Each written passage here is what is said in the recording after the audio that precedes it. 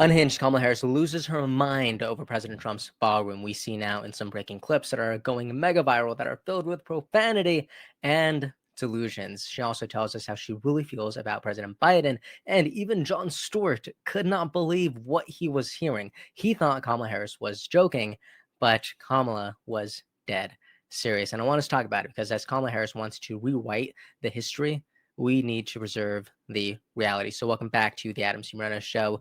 Hope it finds you well. Please like, subscribe, turn on the bell, and let's dive right in. John asked Kamala Harris point blank whether she believes that the president was fully competent to serve. Easy question, right? We all know the answer. But what does she say? Look at this. I believe he was fully competent to serve. Do you really? Yeah, I do. That surprises me, actually. No, I do. There's a distinction to be made between running for president and being president. What's the distinction? Well, being a candidate for president of the United States is about being in a marathon at a sprinter's pace, having tomatoes thrown at you every step you take. That sounds lovely. Yeah, it's more than a notion. Get involved in public service, ladies and gentlemen. And to be the seated president, the sitting president, while doing that, it's a lot. It's a lot. Yeah. I think it's a hard case to make for people that he didn't have the stamina to run, but he had the stamina to govern. Because I think most people view the presidency as a marathon run at a sprint with tomatoes being thrown at you in terms of governance. How? Literally how? How could Kamala Harris, with a dead straight face, look at Joe Biden and think, oh, you know what? He actually does belong in the Oval Office, not on a beach ready for retirement. It is ridiculous. But then again, it is Kamala Harris we are talking about here. One thing I will say about her, though, I will be very nice to Kamala when I say this. Kamala is loyal as heck. She might actually be too loyal to Foch because to her, President Biden can do no wrong. I also love that Jon Stewart wasn't being mean when he said, do you really believe that? It's like his face screamed panic here. Look at this. It is hilarious. But that is not all, because Jon Stewart actually roasts Kamala to her face, suggesting that her campaign wasn't too short, like the entire premise of her book sells off, but that her campaign was too long. Watch this. I do believe one of the biggest factors that was at play in the 107 days, we just didn't have enough time. We didn't have enough time. Or was it too much time? I mean, if you had done the election after 60 days, I think you win. Honestly, there seemed like a stagnation point. And then if you look at the lines, it doesn't look like what would have changed. Well, yeah, but there's so many variables that went into the outcome of that race, because you can also look at where you started to see an infusion of resources going into mis and disinformation. I talk about, for example, the Elon Musk factor in the book.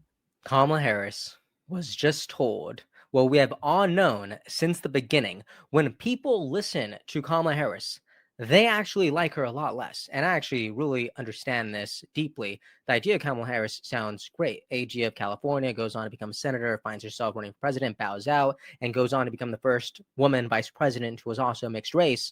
You know what? This actually sounds really inspiring. Sounds like a movie. Sounds awesome.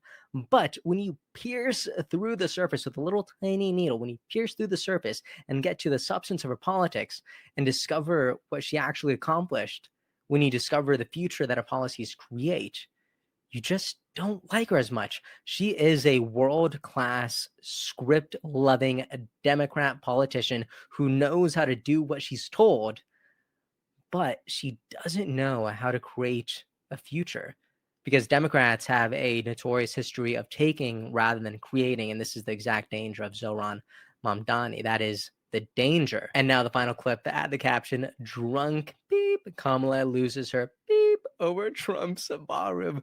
Take a look. Also, I was just making the beep noises. I just don't say bad words, but take a look at this. Are you fucking kidding me? This guy wants to create a ballroom for his rich friends while completely turning a blind eye to the fact that babies are going to starve when the SNAP benefits end in just hours from now. Come on. So what? I'm not going to be distracted by, oh, does the guy have a big fucking hammer? What about those babies? The profanity-filled Kamala Harris strikes again. It's as if we're watching a segment from SNL, but this is the reality of what is happening. I've said it before and I will repeat it now. Kamala Harris is a woman of passion, and I do love that, but I would love it a whole lot more if Kamala Harris was just more passionate about fueling Senate Democrats, which are her old coworkers, by the way, to pass this bill. Because if Kamala Harris really cared about people, she really cared about the SNAP benefits that are about to, expire tomorrow. If she really cared about that, she would pick up the phone. Guys, they need 5 Democrats. Kamala Harris could make the call. You don't think they would answer the phone call of the former vice president, the Democratic nominee in 2024, the maybe Democratic nominee in the future? Of course they would. If Kamala Harris actually cared about people, she would do just that. So say what you want about the ballroom, but it doesn't concern Kamala Harris. It doesn't concern any of us because it's privately funded. So the taxpayers will bear no responsibility. President Trump is the president, so he can make the changes to the White House just as President Biden did, just as Obama, just as Roosevelt had. And the biggest concern right now, if you were to ask me, is escaping this groundhog shutdown that, whether you like it or not, is being pressured by the Democrats. And Kamala Harris could do it, but she's not because she doesn't actually care about people. She just cares about the attention, which is terrible. Today, I was reminded of JD, though, where he actually made the same exact point that Jon Stewart made, except his was 100 times funnier. Check it out. Problem is not that Kamala's campaign was too short, it's that it was too long. That when people actually listened to what she had to say, her polling went down and down and down. I think that if we had a 150-day campaign, we probably would have had 3 additional Republican senators, and Donald Trump would have won by an even bigger landslide, because the more people know about Kamala Harris, the more they realize there's no substance there. I mean, agree or disagree with Barack Obama or Bill Clinton, they actually had substance. They could actually articulate a viewpoint. I listened to Kamala Harris for 90 seconds, and I actually feel like I've gotten dumber in the process. And I just fact-checked this right now, and it came back true. All right. This is what America thinks when they hear Kamala Harris speak. But I do think Kamala's new strategy of embracing the podcast space, which is exactly what President Trump did in 2024, could turn out fruitful, because the more Kamala goes on these podcasts, maybe the better of a communicator she will become in the future. Will that happen? Is that the future we're going to see? Maybe, but I do think it's a very interesting long game of relevance in order for her to have a chance for a comeback in 2028. And speaking of 2028 possibilities, I wanted to share JD Vance today, as our vice president is again slamming Senate Democrats for their failure to do their basic job. Look at this. Here is our very simple proposal to the Democrats. Let's sit down and come to a compromise and work it out. And you know what the Democrats' response to that is? Give us everything we want, or we're going to shut down the government and keep it shut down. That is not reasonable behavior. That's not how you do compromise in this town. That is the way that the Democrats have operated. They are trying to hostage, and we can't reward that behavior. If we do that, if we say, yes, of course, we'll give you everything that you want if you reopen the government, you know what's going to happen? In 3 months, they're going to come back to the administration, and they're again going to say, we're going to shut down the aviation industry. We're going to deny people SNAP benefits unless you give us exactly what you want. That's how a child behaves. That is not how a responsible governing party behaves in the United States of America.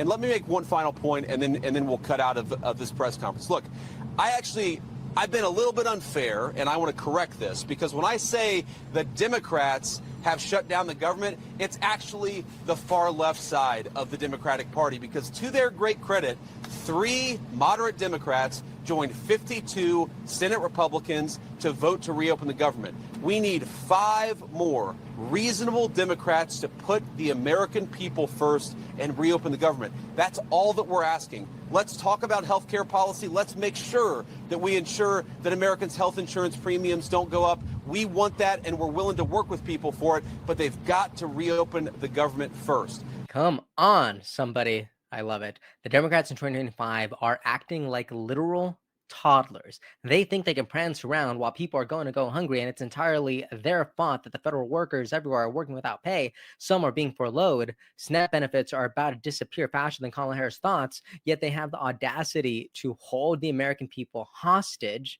It is just ridiculous. It is infuriating, but I also love that JD did go ahead and give credit where credit was do by praising the moderate Democrats who actually voted for this bill. And I love to see it. I really do. Anyways, it is day 30 of the shutdown. Let me know what you think about Vice President J.D. Vance and the former Vice President Kamala Harris. Do you think we'll see these two take the debate stage one day? Oh boy, holy smokes, would I love to see that. So tell me your thoughts in the comment section, and if you made it this far, that means you actually like this type of content, and you will definitely want to see more of it. So please like, subscribe, turn on the bell, and I will see you all next time. Episode's over already? Geez, that was fast. Well, they say beautiful things do not last forever, but feel free to watch and listen to another one of these episodes if you're interested in those conversations as well. Also, this next part is huge. Make sure to obliterate that like and subscribe button and turn on the notification bell so you never skip a beat. I also have a newsletter where we dive into the news, politics, and ideas that shape our future. If you're interested in signing up, I'd really appreciate that. Anyways, that's the end of this episode. Thank you so much for watching and listening, and I'll see you next time.